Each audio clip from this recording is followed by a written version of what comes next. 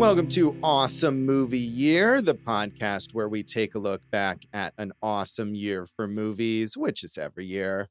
My name is Josh Bell, film critic and writer, and I'm joined by my co-host. I'm Jason Harris, filmmaker, comedian, and don't punch a dude at the supermarket unless you're expecting to get headbutted back.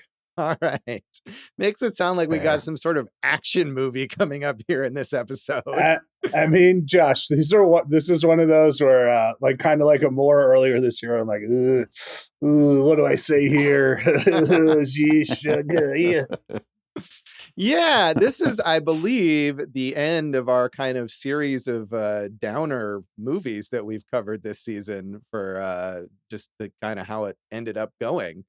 But what is that happy film that we're talking about? Well, this season we've been talking about the films of 2012, and this is our foreign film pick, and it is called The Hunt from Danish director Thomas Vinterberg and starring superstar Danish actor Mads Mikkelsen. And Jason, I know that when we were planning this season, this is a movie that you were really eager for us to cover. Well, three reasons. One, the two people you just mentioned, I've been on record as saying, look, it's only a matter of time before Mads gets an Oscar, I think, Yeah. So, and obviously Vinterberg already won one with Another Round, one of my favorite movies of the year that it came out, and that stars Mads. And then this is a hard movie to cover, but it was taking on a very serious subject matter and trying to portray it in an honest way. And I think more than anything, I wanted to look at Vinterberg, look at Mads. We haven't done anything Danish yet in our exploration of foreign cinema, so it was kind of those things. And then this was the one that I think, I know with Vinterberg, like he was on the map with The Celebration, but like maybe this was the first where the two really came together and became like a force in the international cinema world. Yeah, and in terms of Vinterberg, he did make a big breakthrough with The Celebration, which I believe is his I don't know if it's his first film, but an earlier film from 1998, so quite a few years before this.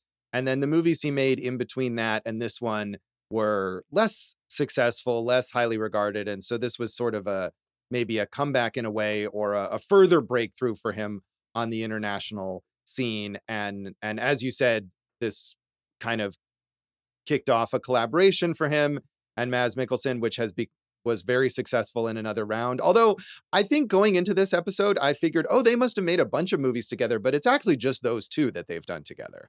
Yeah, well, that's interesting. I guess we just consider them as an entity of this type, right? Yeah, I mean, I think maybe also because there are, not that many people in the Danish film industry, and I feel like they've all worked together in different configurations. And other directors that Mads Mikkelsen has worked with are part of either the Dogma movement or sort of adjacent to it or whatever. And so they're all kind of collaborating in these different configurations. And Bo Larsen, who plays Theo in this, is in a ton of movies by Vinterberg. Yeah, he's maybe more of that like longtime collaborator with Thomas Vinterberg, but certainly a fruitful collaboration here between Mikkelsen and Vinterberg. And this movie was a big success, not only critically and awards wise, but also financially. I mean, as you said, this is an extremely difficult film to watch. It's tough subject matter, but it managed to gross $18.3 million on its budget of $3.45 million. So I think for a movie of this type and this scale, that's not bad. It premiered at the 2012 Cannes Film Festival and was released more widely in the US, at least in 2013. It was nominated at the Oscars in 2013 for Best Foreign Language Film, although it lost to Paolo Sorrentino's film The Great Beauty. Also nominated at the BAFTAs, the Golden Globes, the Independent Spirits for Best Foreign Film. Did not win any of those, but also a whole bunch of critic awards. Long ass list of those. Josh, have you seen The Great Beauty? Yeah, I had, but it's one of those movies where I had to go to Letterboxd to check if I had seen it. So it was not a super memorable experience for me. Mads won Best Actor at Cannes 2012. Yeah, and I will say up front that I am not a huge fan of this film, but certainly his performance is impressive. And again, a tough thing to pull off. Everything about this movie is just it's difficult to create, it's difficult to balance tonally, and and then it's difficult for us to watch. So I'm impressed with the achievement of his performance, even though I have some issues maybe with this film. Well, Josh, earlier you were talking about when we were talking about Michael Haneke and Amor, you said you get to a point with characters where you feel like the filmmaker sometimes is just pouring it on, and it like you get to the threshold, and once you pass that threshold, it just feels like they're torturing the character to torture you. And I felt watching this definitely had moments like that. Yeah, I really feel that way about this movie, more so than Amor, really, which you could make that argument about, and you can certainly make that argument about Michael Haneke in general, as we talked about. But in Amor, I guess I just felt more emotionally engaged with it. And this movie, and we should say what exactly is going on here. Mads Mikkelsen, he plays Lucas, who is a kindergarten teacher who faces accusations that are clearly untrue. That the movie, there's no ambiguity here. The movie makes it very clear that he is innocent. He did not do this, but he is accused of sexually abusing a young girl in his class, and virtually everyone in his life turns on him and does things like, as alluded to, beats him up in the grocery store. And it really is just a movie about piling on the terrible, terrible stuff for this poor, innocent guy.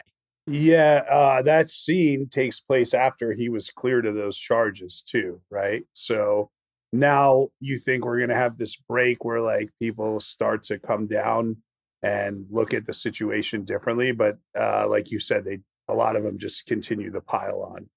Right. And I think part of the point of this film is the idea that regardless of any sort of official declaration of his innocence or clear evidence, I mean, the reason that he is sort of legally off the hook is because there's this very clear evidence that the children are not telling the truth about what happened.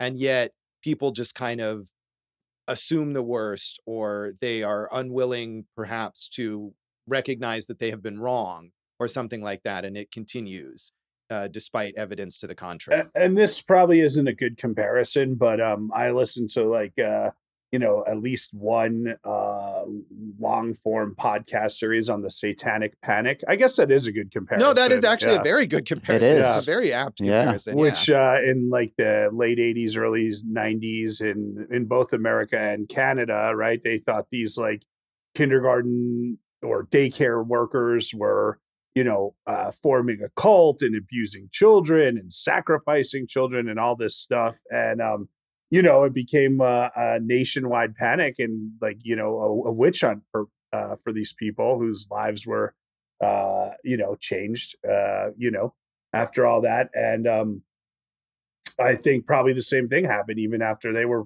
found that the charges were just not true. They probably had to deal with more backlash anyway. Right. And I think that's absolutely an inspiration here. And it relates back also to another film that we talked about, Paradise Lost, which is not about people being accused of this of sexual molestation, although I suppose there was that too, but it was murder as well. But that went along with the whole satanic panic and was from, that case originated around that period. And that's obviously a very famous and very long saga of innocent people being, their lives being completely destroyed. And Josh, you kind of alluded to something here where it was the children weren't telling the truth. So first it was one kid who said something, and then all the children started saying the same story, right? And Right. one of the most uncomfortable scenes in the movie for me is when the school, I guess she's the principal there, Greta is Greta, right. yes. She brings in her friend, who I'm not exactly sure what this guy's job is, right? Right. Yeah, that was unclear if he was some sort of psychologist or why exactly he was brought in as the first person to consult about this. Right. So he interviews the little girl Clara who made the accusation, right? And, I while no expert on the law, I've listened to enough podcasts to know like what questions are leading and what the type of questions you're allowed to ask. And I think probably from listening to the Satanic Panic podcasts, like, they talked about that, like how they would lead the children to give them the answers they want. And that was really an uncomfortable scene because you could clearly see he had an agenda of getting the answers that he wanted, no matter what it felt like. Yeah, absolutely. And I mean, when I say the children are lying, I mean that is what happens. But I think the blame does not go to the children. The blame goes to those adults. It goes to the people like that character you're describing who make those leading questions and give the children the impression that what they want to hear is this accusation, and these children are not fully understanding what they're saying and are just going along with what adults want from them. Right. They don't know. Once one person says it, they all say it. And, they probably don't know what they're saying, but they believe what they're saying because that hey, this is what I'm being told to say or whatever.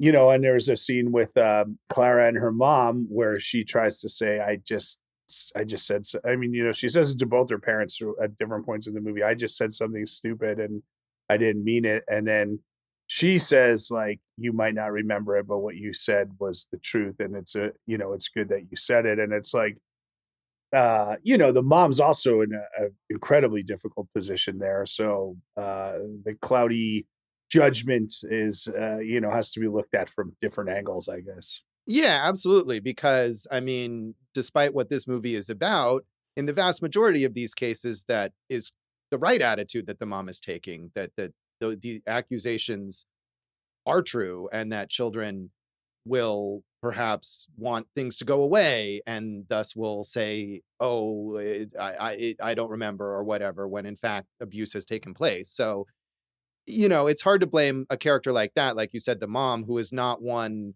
she's not on the front line of sort of leading people in the wrong direction.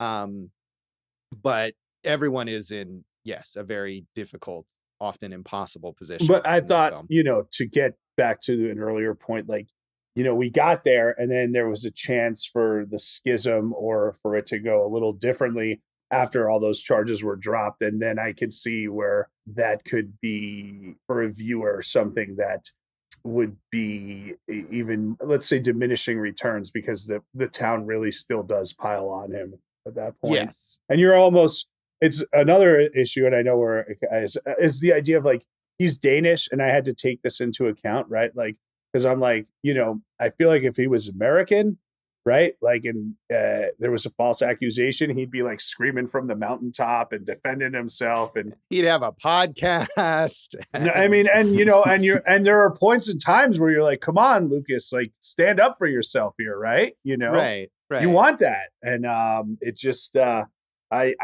I wonder if that is a cultural difference.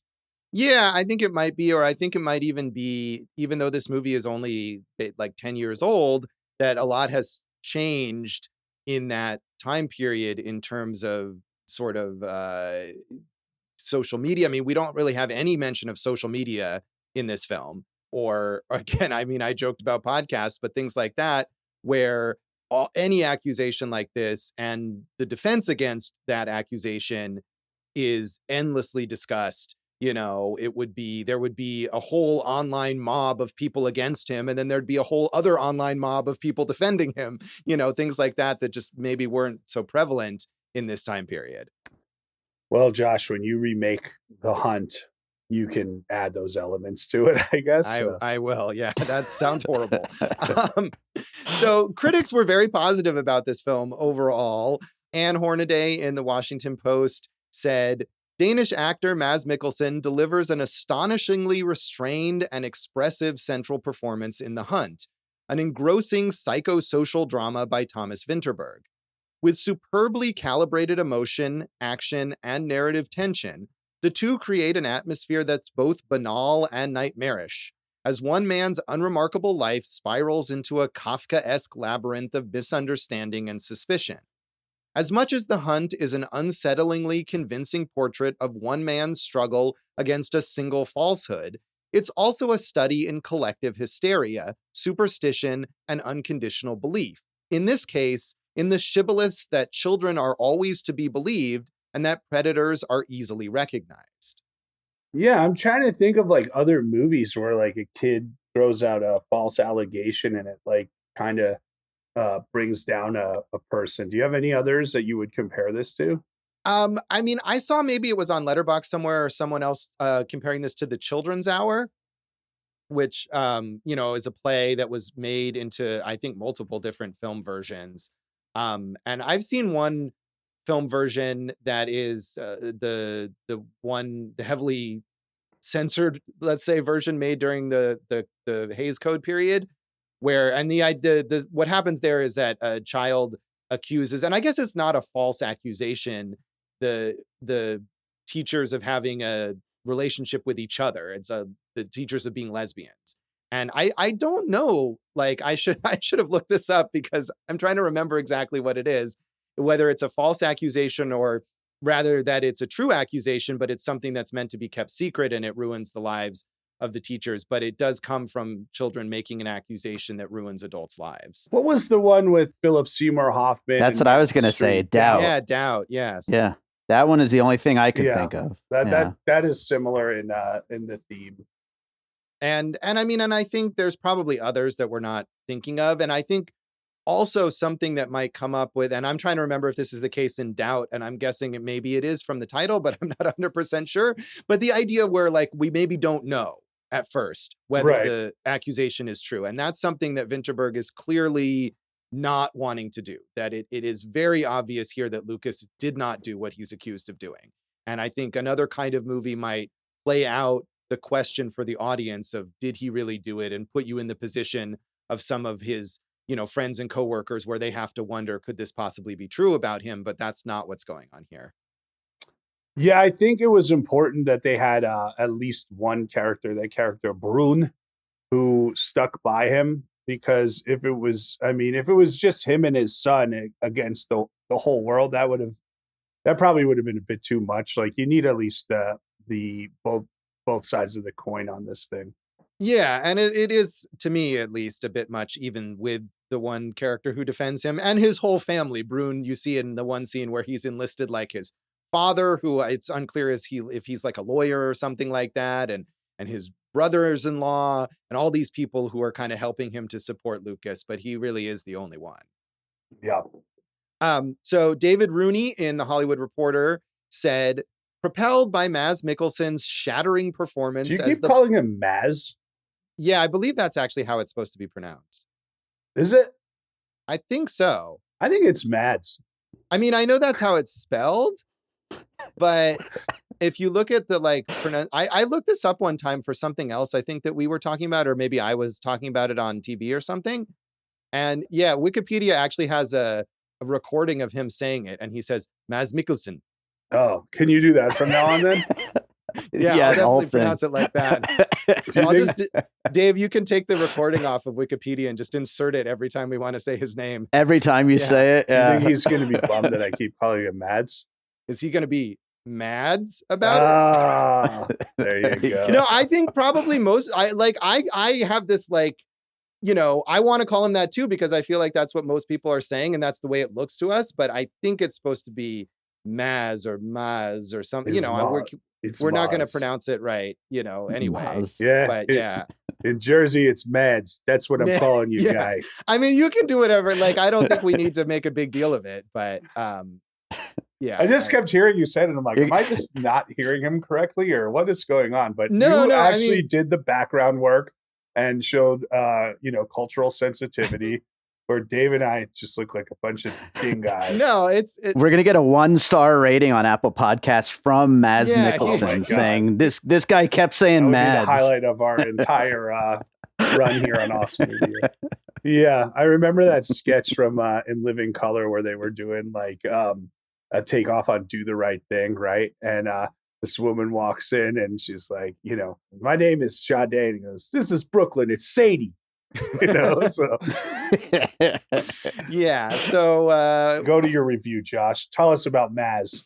All right, so David Rooney in The Hollywood Reporter said, propelled by Mads Mikkelsen's shattering performance as the blameless man whose life threatens to be destroyed, The film is superbly acted by a cast that never strikes a false note or softens the impact with consolatory sentiment. The same strengths distinguish Vinterberg and Tobias Lindholm's screenplay, which spins a psychological horror story rooted at every step in credible reality. The film is fundamentally about the speed at which lies, gossip, and innuendo can become cemented as fact in public opinion, and about the disturbing power of suggestion on young minds. But it's also about the fragile nature of trust in communities and among friends, particularly men. It shows how easily masculine bonds stretching back years can be broken, and how willingly a band of brothers can betray one of its own. Right. You get the beginning of this movie, and it's just about Lucas, played by Mads Mikkelsen, Yes. and Mads Mikkelsen, and all of his homies, right? And they're just doing like they're broing down a bunch. They're in the lake, they're drinking, they're playing games together, and knowing what this movie's about, you're like, huh, this is an interesting way to begin it. But then it really kind of plays in, like all those tentacles really play into the story as it develops.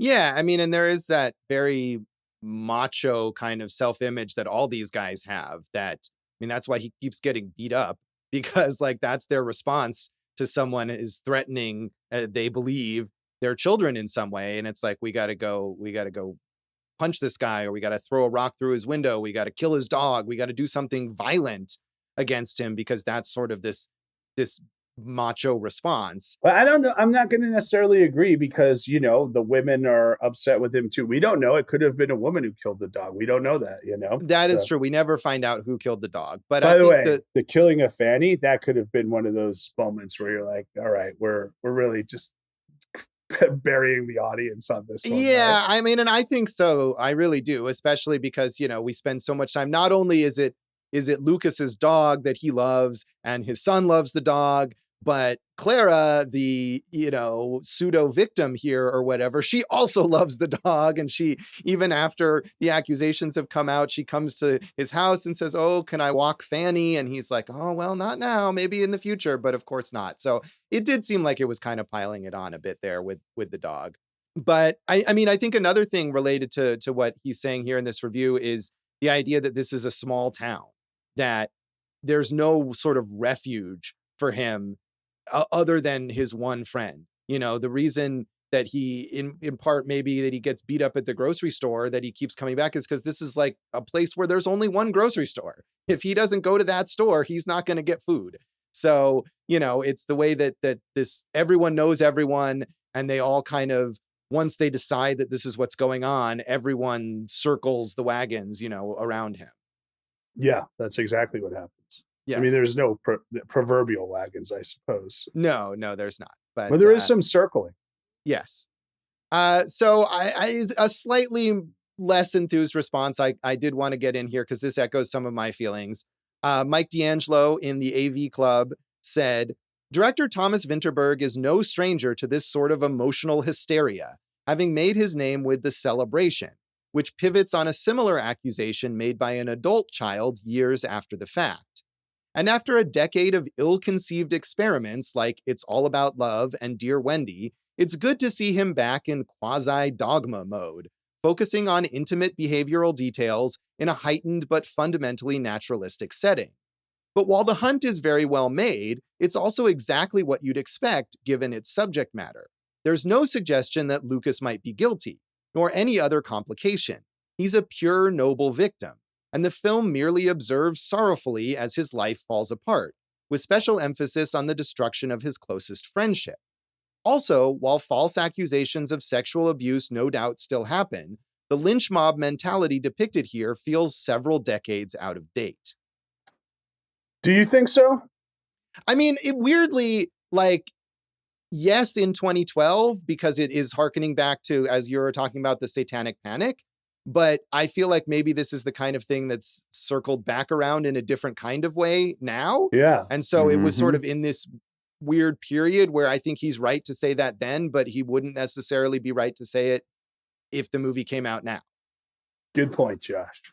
Thank you. I mean, my concerns with the film are more about what he's talking about earlier. And again, as we've sort of mentioned, the idea that this is just, here is this guy who's not only done nothing wrong, but he's really seems like a super great guy. You know, he's great with the kids. It's not like he didn't just not abuse them. Like, he is great with them. He's so sensitive. He's so nice. He cares about his son. He has this new girlfriend that he's into, like everything. And then they just like slam him with horrible stuff happening to him for no reason whatsoever. And he becomes this martyr. And I just think it gets to be a bit much. I mean, Mikkelsen's performance is really good, but I think 40 minutes into this movie, I was like, and I'd seen it before, but still I was like, all right, I feel like I've gotten everything that I'm going to get out of this. And now we just have to like be punished for another 80 minutes or whatever.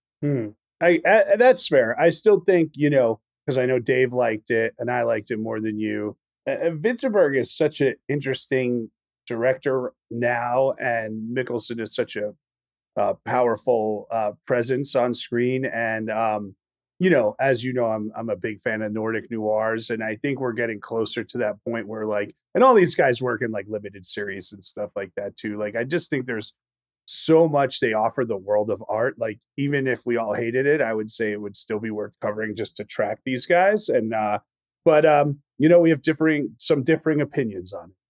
Yeah, and I'm not saying it's not worth covering. I mean, certainly, as we just laid out, it was highly acclaimed and awarded and successful and all of that. So I think it's worthy of discussion, which we've done a lot of already. But is there anything else on the background you want to mention? I'd never seen it. I know we always talk about that. I had never seen it. I loved Another Round, and now this gives. I really didn't go back and kind of watch other Vinterberg stuff there. I did watch The Celebration, which is bonkers as well, and deals with some similar themes here in a perhaps different tone. But he's a guy who takes big swings, and I like that. Yeah, I mean, I respect that as well. And I was hoping to watch The Celebration, but didn't end up having time for it. I had seen this before. Maybe not right when it came out, but probably not that long after, because it was such an acclaimed and awarded film. I think it was probably something that I wanted to catch up on around that time. And, I had similar thoughts then that I did now, that I do respect the effort. And I think there's a lot of talent involved here, but I felt like the subject matter was just sort of belabored over time. I was hoping maybe to like it a little more. But it was a rough go for me this time as well, I think. But Dave, you had not seen this and loved it, right? Oh, I loved it. Yeah, I we'll get into that later, but yeah, I had never seen it, and the only thing I knew going in was that it was the other collaboration between Mads and the director of Another Round. So I didn't know anything about it going in. I didn't even know what it was about. Oh wow. So that's got to be some surprising developments there if you watch this, not realizing, like, what a nice guy. What a lovely little story about a kindergarten teacher. I like this fella. Yeah. The weird thing is Dave brought it in to the class the day he was substitute teaching at kindergarten. Yeah. Mm-hmm. Sure. All right. We'll come back and get some more general thoughts on The Hunt.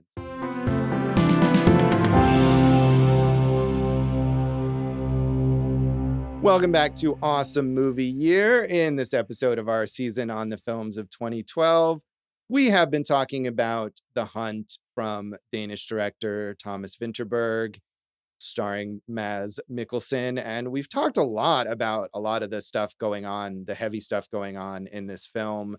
And so I don't know, Jason, again, I know you were eager for us to include this. And did it live up to your expectations? I mean, I don't know if I had any expectations. I just I am very obviously aware of the ascent of our friend Mads, who is going to be in the new Indiana Jones coming up, right?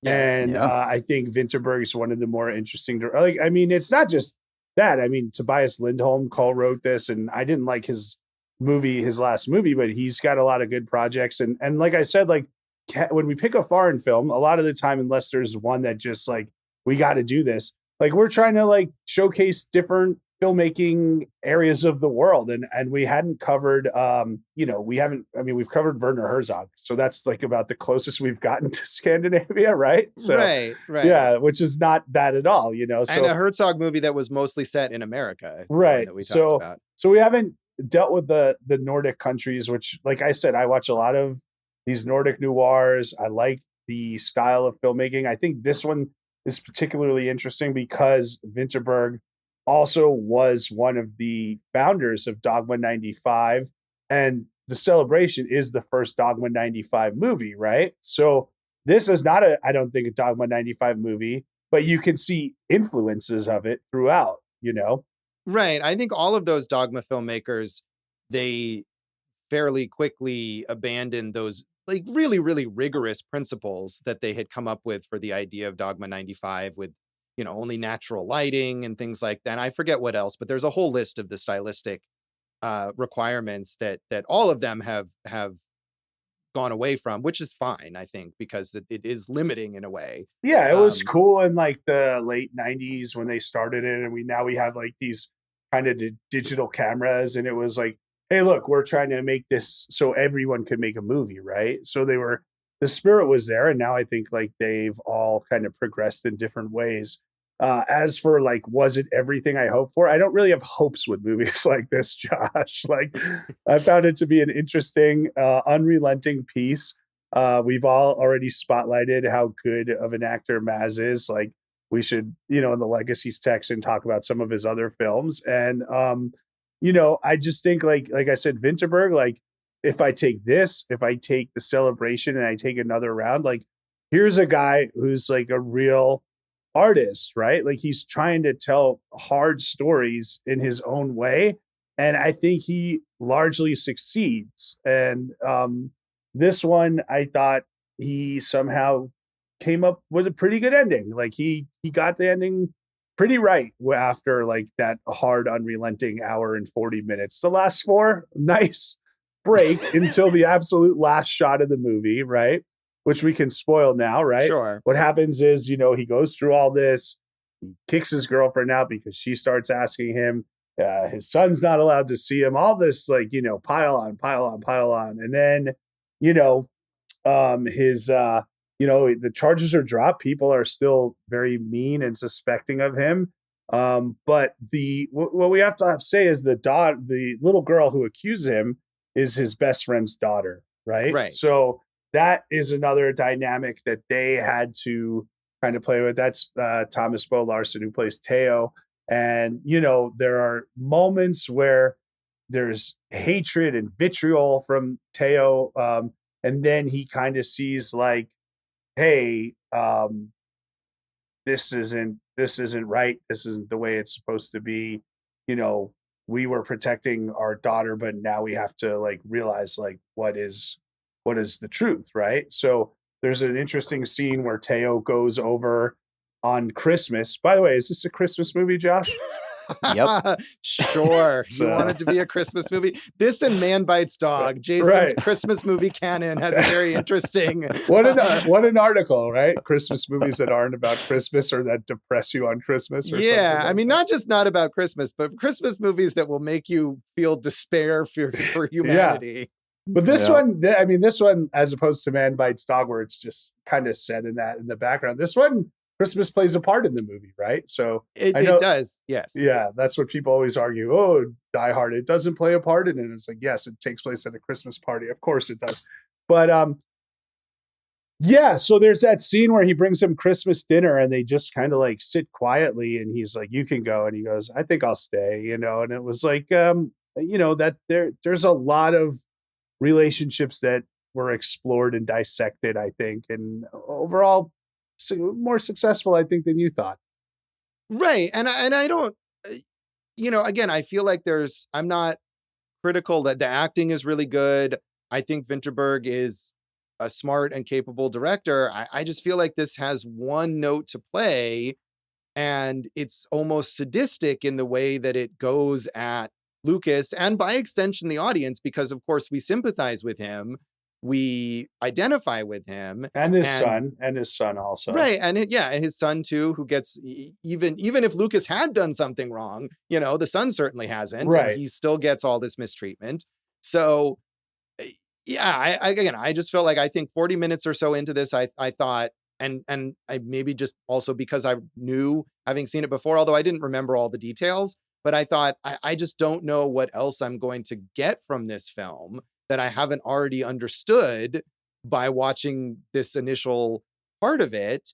And I didn't really. I mean, until the end, where, like you say, there's sort of this reconciliation or whatever at Christmas, and then it cuts to many months later. We're back at this hunting trip that we started the movie with, right? And everyone seems to have maybe made up a bit, although not entirely. I mean, there's a scene of this group they're all sitting around the table and acting jovial, but we see shots of some people giving Lucas kind of a stink eye still. Clearly not everyone has forgiven or has, moved past this, even if technically he is not under any sort of accusation anymore. We don't know did he get a new job, or is he able to be a teacher again, or anything like that. But I do think that a way that it showed that this is just something that's going to kind of continue to be in the background. It could have ended with something a lot more drastic. It could have ended with him getting beat to death or whatever, right? I mean, if we really just wanted to unrelentingly go at him, it could have ended with his life being utterly, irrevocably destroyed in some other way. And that's not what happened. So what happens, and here's the spoiler, kids, is they're on the hunting trip the next year, and Lucas is alone in the woods, and he's tracking a deer. And the way it's shot, you're like, man, someone is tracking him. He's the one who's going to be shot, right? And that's what almost happens. Someone shoots at him as like a warning shot to let him know, like, hey, I could kill you. I didn't, but just know I could. And we see like Lucas kind of processing that, and that's the end of the movie. There is an ending, I think, on the DVD where that does happen, where someone shoots him and just leaves him to die in the woods. Oh, I didn't realize that. Yeah, which so you would have really liked, huh?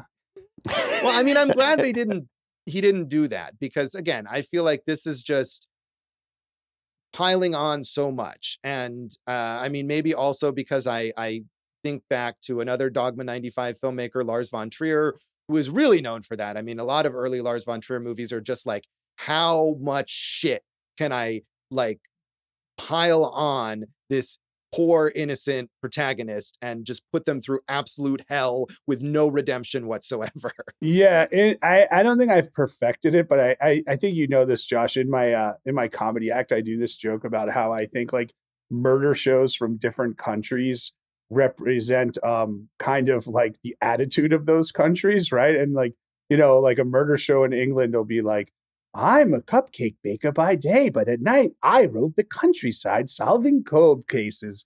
You tune in for Fatty Cupcakes Private Eye, right? And then so it's like fun and jovial. And then you get to these Nordic noirs, and it's like, another headless torso has been found in the fjord. It is freezing cold, and we have no staff nor any leads. It's just another day here in Reykjavik, or whatever. And it just feels like darker. But then, you hear about all these like happiness meters, I guess, or tests. And like Scandinavian people are some of the happiest and most satisfied people in the world. They just much get joy out of these very dark pieces, I guess. So I should move there. They're just like channeling all of that darkness into their films and TV shows. Yeah, so they can live their normal lives, right? Yeah, so yes, exactly. Josh, do you think, I brought up the point of like, I wanted to see Lucas stand up for himself a little more. Do you think for you and your criticisms, do you think that would have kind of helped the movie along for you? I mean, maybe, but I feel like with the tone of this film, that would have just made things worse for him, So it is, I agree with you, it is frustrating in certain scenes where you're like, why don't you say more? Or like, when he first is having that meeting with Greta, who really is like the villain of this film, who just makes all these terrible assumptions and leads the children in this direction. Once he realizes that he's actually being accused of this, like, why doesn't he ask for a lawyer? We don't really see. Again, there's the one scene with Brune's family where maybe Brune's father is a lawyer, but that's not even entirely clear. Yeah, so things like that are a bit frustrating. And I think they tie into the idea that he's just like so hapless, that all these horrible things are happening to him.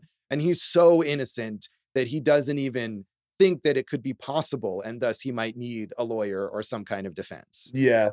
I think this could, like, say someone would remake this. I think the way to remake this is as a limited series and expand out what you're talking about, right? Like, you have the accusation and then maybe the resolution. And then what would be interesting is to say, like, okay, I was falsely accused. Now I want justice for myself. Like, what happens? Does he go after the school? Does he sue Greta? What happens to her? Like, I feel like there's more story to be told on this. Oh, that sounds way worse, honestly. Oh, To good. like drag Well, this I'm out glad. for I'm 6 glad you're not episodes. greenlighting any of these things. No, I was don't thinking think 3 so. or 4. Not all these have to be 6. No, episodes. it was already long enough. I don't need it to be even 1 hour longer. Like, no, thank you. All right. Well, Dave, you want to chime in because I think you liked it the best out of all of us. Yeah, I loved this movie, but I also agree with Josh that would be a bad idea because also, that's like the main thing with the movie is that once these people convince themselves that they know what happened in this situation, they're not going to be unconvinced of that. They're not, their minds are not going to be changed. So no matter what he does to try to get justice, he's not going to get it. So we're just going to be following extra episodes of him not getting justice, basically. So, but yeah, I loved this movie. I thought it was just fantastic, and I think mainly it's because it's a story that we don't see. Like we were talking at the very beginning of the conversation about how there's movies about accusations that ruin someone's life, but they're usually true, and in real life they're usually true too. But this is a story that doesn't get told very often, and I think it's just so perfectly told. Yeah, it's certainly, I feel like it's engrossing. No, I mean, even though I was frustrated with it still is presented in a way that immerses you in it, I think. And the performances too give you the sense that you're really right there with the characters, even if you're very, very frustrated and outraged at times. Should we Yeah. rate this, Josh? Well, I want to give one more shout out here. An aspect of the movie that I was really impressed with. And, we talk about Mads Mikkelsen a lot, of course, because he's so famous, but I really wanted to give credit to Annika Wedderkopp or Vedderkop. I can mispronounce someone else's name The because I little didn't girl. look that one up. The little girl, because that's an incredibly difficult thing to pull off. And also credit to Thomas Vinterberg, Yeah. because something like Yeah. that, where there's so many layers to that performance. And obviously this actor is the same age as the child that she's playing.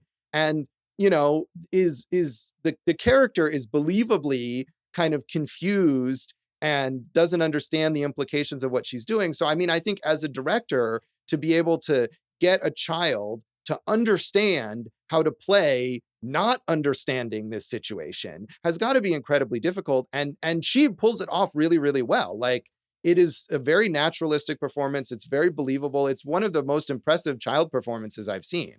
And you hate kids. I do. I really do.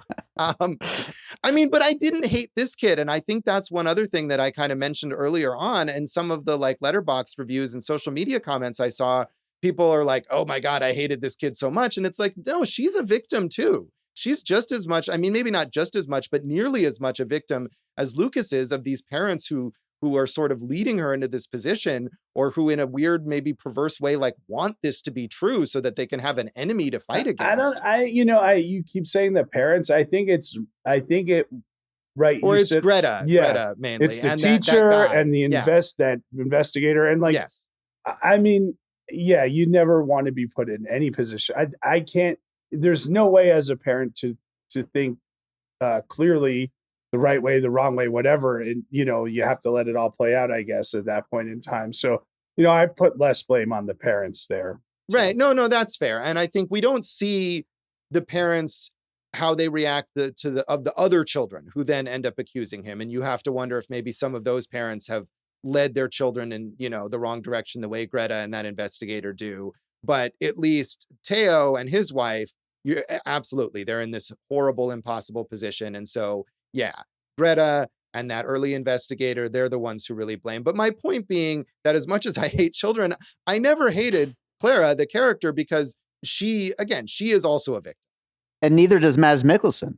Right, that's true. Lucas never hates her. He feels really bad for her. Yes. Yeah. Yeah. So 2 quick points about that. I did think that she had already shown layers of a performance before the accusation even came, with like when she was lost and how much she loved the dog and, how she had a little crush on Mads and everything like that, So I thought even before that, she was already like on the performance was already very strong.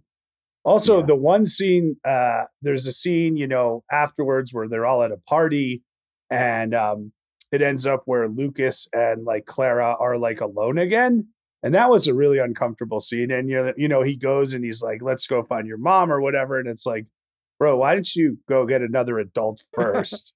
And then just so like everything is witnessed here. So you don't have to go back over through another situation like that ever again, So. Right. I mean, that's true. And I think that's part of that frustration, but it also shows in a weird way his continued innocence. That Right. He's just this nice guy who wants to help kids. Right. And that's what he continues to do, even after all the shit that he's been through.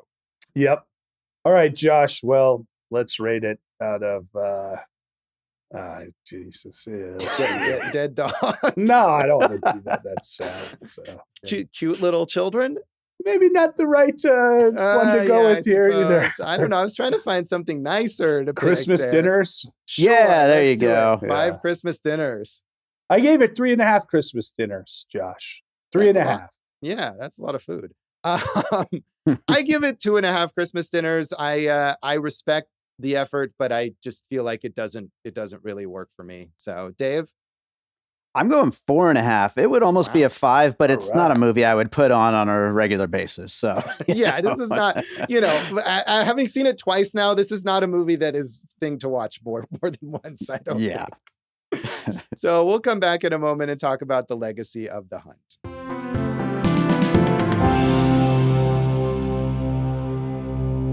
Welcome back to Awesome Movie Year. In this episode of our season on the films of 2012, we are talking about Thomas Vinterberg's The Hunt, which is our foreign film pick. And, we've talked a lot about Vinterberg here and how this was sort of a new breakthrough film for him after The Celebration had been acclaimed, and then he'd made a bunch of movies that were maybe less highly regarded. And since this film, I feel like he's really maintained that higher level. Obviously, Another Round, hugely acclaimed, his most successful film of all. I really liked his English language film, Far from the Madding Crowd. That's an adaptation of the classic novel that I thought was just a really fantastic period piece. And, it's tough sometimes to take classic literature and find a new way to present it. But I thought that movie was fantastic. And, we talked about limited series. He is currently making a limited series called Families Like Ours, which is about a near future story about the effects of climate change on families in Denmark. So that I'm sure will be uplifting and happy. It's a theme we keep coming back to in these limited series, isn't it? We've talked about a few limited series that are all based on ecological disasters and human relationships. So, but I agree with you. I want to see more. I watched The Celebration. I don't know how much you want me to spoil that, but that is a wild ass movie right there. So yeah. As you said, I'll spoil it a little. So okay. So it's a 60th birthday for like the patriarch of this rich family, and it's a little weird because like they're having the party, but at the same time, one of his 4 kids had committed suicide. So it seems like his party's like almost maybe on the same day as the funeral, but we never see anyone at the funeral. They all go to this estate that, the family had bought and kids grew up in, and there's this big, huge party. And the twin brother of the woman, the kid who killed herself, who was an adult at this time, gives a speech about the dad at the party after everyone's revering him and talking about all this great stuff and what a great man he is. And the guy says, I remember when we first moved in here and,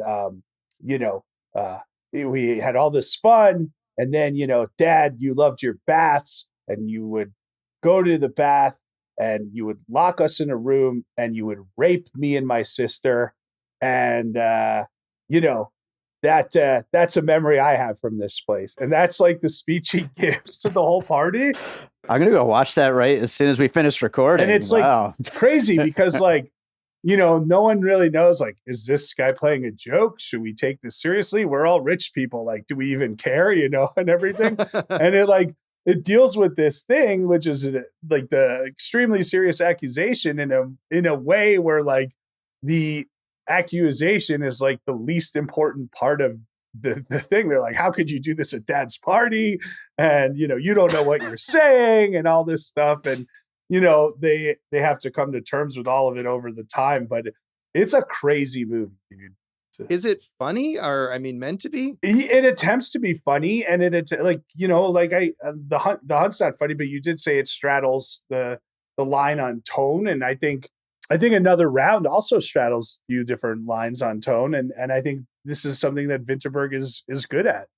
Yeah, and I mean, maybe there's that, we're talking about the Scandinavian sort of perspective or whatever. There is that dark sense of humor or whatever that you can deal with something, this kind of subject matter, and see it as humorous or funny in some kind of twisted way.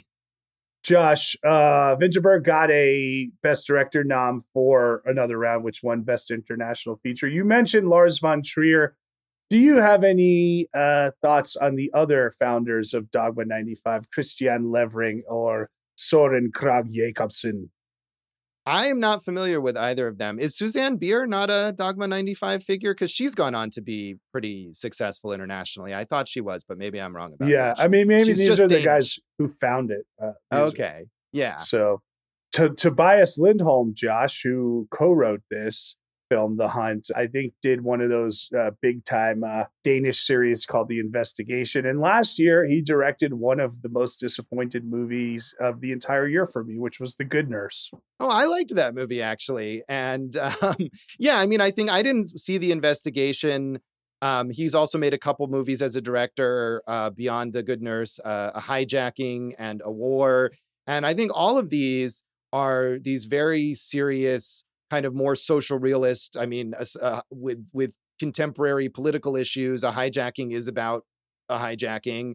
And I did see that film, and it's dealing with the idea of this corporation and what they're willing to sacrifice when pirates have taken over their ship with their cargo on it. And A War, which is about soldiers coming back from Afghanistan, Danish soldiers.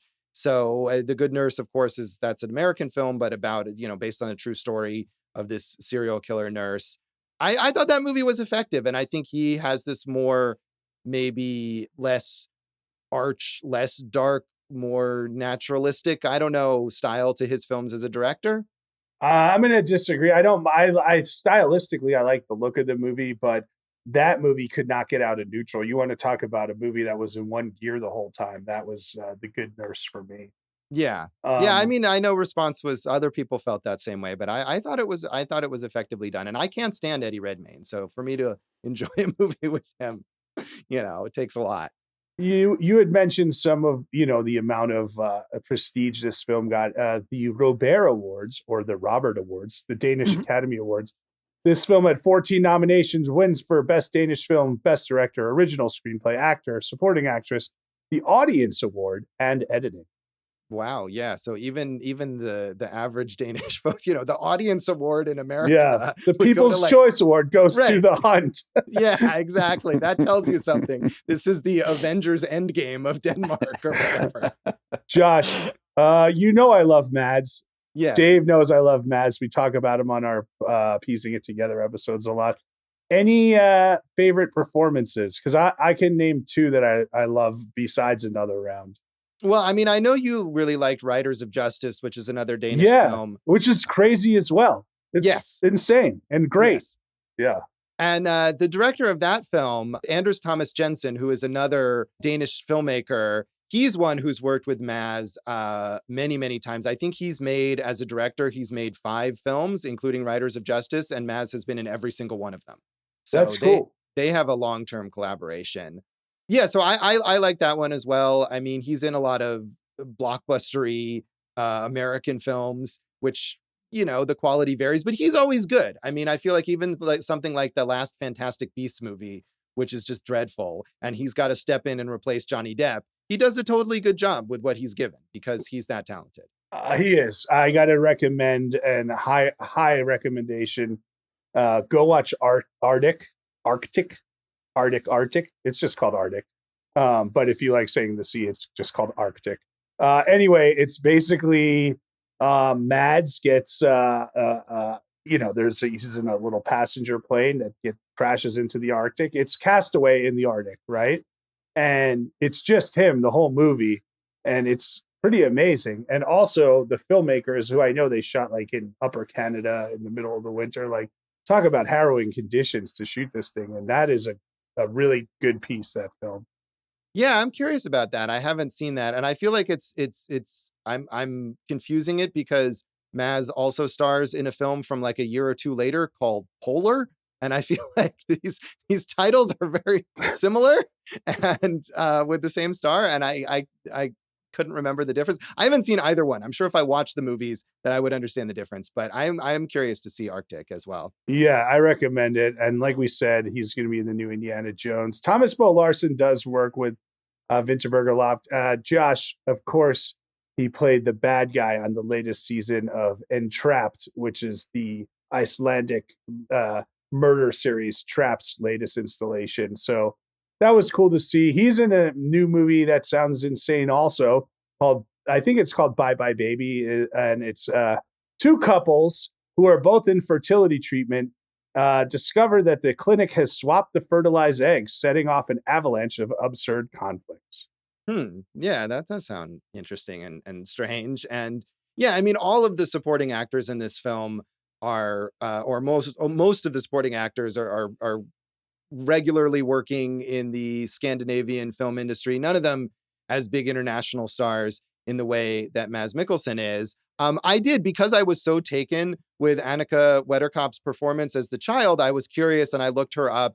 And, as is often the case with child actors, she didn't go on to, continue an acting career. She only has one other credit in a film from 2017, another Danish film that I was not familiar with, and clearly, has gone on to a normal person's life. But I was sort of amused / horrified by this. I was just Googling her to see if there was anything else about what else she's been doing.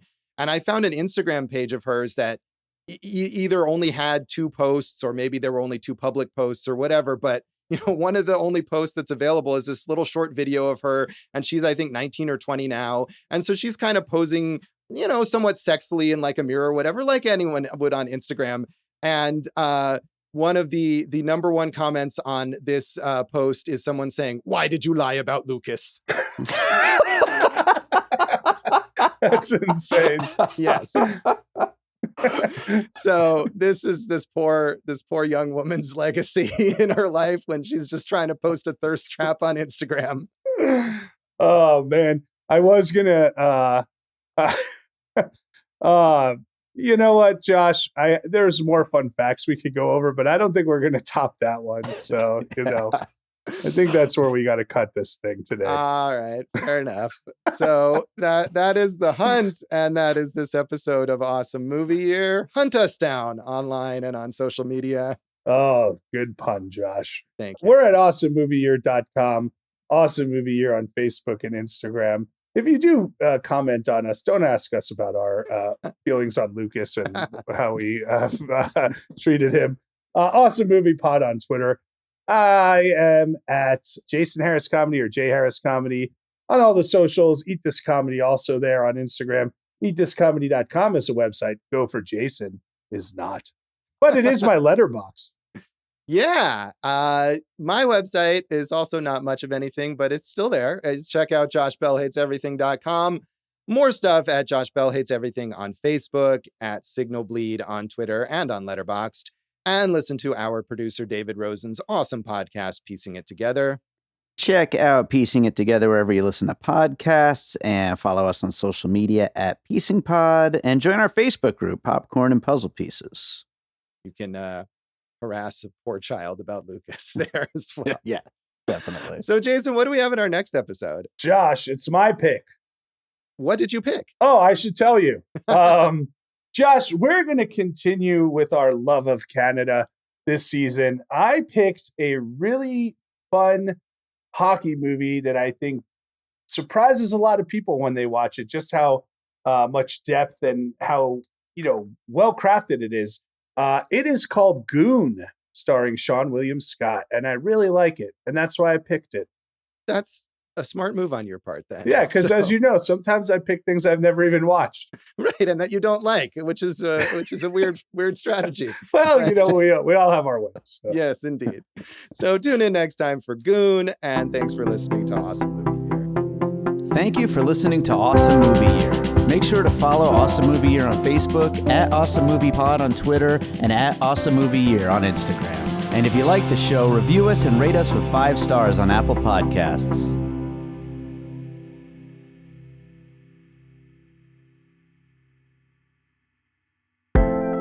An All Points West production, produced by David Rosen in Las Vegas.